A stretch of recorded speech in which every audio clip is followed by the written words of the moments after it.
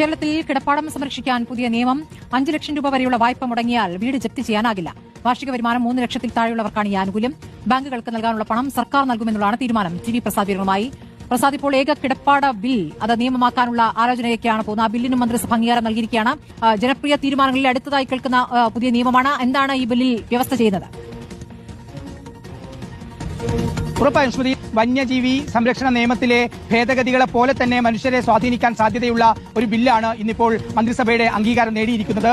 ഏക കിടപ്പാടം സംരക്ഷണ ബിൽ എന്നാണ് ആ ബില്ലിന്റെ പേര്. അതായത് ഒരു കിടപ്പാടമുള്ളവർക്ക് അവരുടെ കിടപ്പാടം സംരക്ഷിക്കുക. അതായത് 5 ലക്ഷം രൂപ വരെ വായ്പയെടുത്ത 3 ലക്ഷം രൂപ വരെ വാർഷിക വരുമാനമുള്ളവർക്ക് പിന്നീട് പലിശയും പിഴപ്പലിശയുമായി 10 ലക്ഷം രൂപ വരെയുള്ള കേസുകളിൽ ജപ്തി നടപടികൾ നേരിട്ട് കഴിഞ്ഞാൽ അവരുടെ കിടപ്പാടം സംരക്ഷിക്കാനുള്ള തീരുമാനം ഉണ്ടാവുകയാണ് ഈ നിയമത്തിലൂടെ എന്നുള്ളതാണ്. അതിൽ സർക്കാർ ബാങ്കുകൾക്ക് പണം കൊടുക്കേണ്ടതാണെങ്കിൽ പണം കൊടുത്തിട്ടടക്കം ആ കിടപ്പാടം അവർക്ക് സംരക്ഷിക്കുന്ന നിലയിലുള്ള തീരുമാനത്തിലേക്ക് എത്തുന്നതാണ് ഈ നിയമം എന്നുള്ളതാണ് ഇതിനെ വ്യത്യസ്തമാക്കുന്നത്. നമ്മൾ നേരത്തെ ഒക്കെ കണ്ടതുപോലെ 1 ലക്ഷം രൂപയും 2 ലക്ഷം രൂപയും വായ്പയെടുത്തതിന് ശേഷം 6ഉം 7ഉം ലക്ഷമായി ആ വായ്പാ തുക ഇങ്ങനെ പെറ്റുപെരുകിയതിനു ശേഷം അവർക്ക് തിരിച്ചടക്കാൻ പറ്റാത്ത സാഹചര്യം ഉണ്ടാകുന്നു. ഇതിൽ സംരക്ഷണം കിട്ടുക എന്നുള്ളത് കൃത്യമായ മാനദണ്ഡം അനുസരിച്ചാണ്. അതായത് മനഃപൂർവ്വമല്ലാതെ ഈ പറയുന്ന തുക തിരിച്ചടക്കാൻ പറ്റാത്ത സാഹചര്യം ഉള്ളവർക്കാണ് ഇങ്ങനെയുള്ള ആനുകൂല്യം കിട്ടുന്നത്. അതായത് രോഗബാധ, നമുക്ക് പ്രദേശത്തൊക്കെ അറിയാം, ഒരുപാട് ക്യാൻസർ രോഗികളൊക്കെയാണ്. ഇപ്പോൾ ഒരു ക്യാൻസർ രോഗിയൊക്കെ വന്നാൽ ആ കുടുംബം സാമ്പത്തികമായി ആകെ തകരുന്ന ഒരു സ്ഥിതി ഉണ്ടാവും. സ്വാഭാവികമായി ഒരു ശരിയായ സാമ്പത്തിക ചുറ്റുപാടിൽ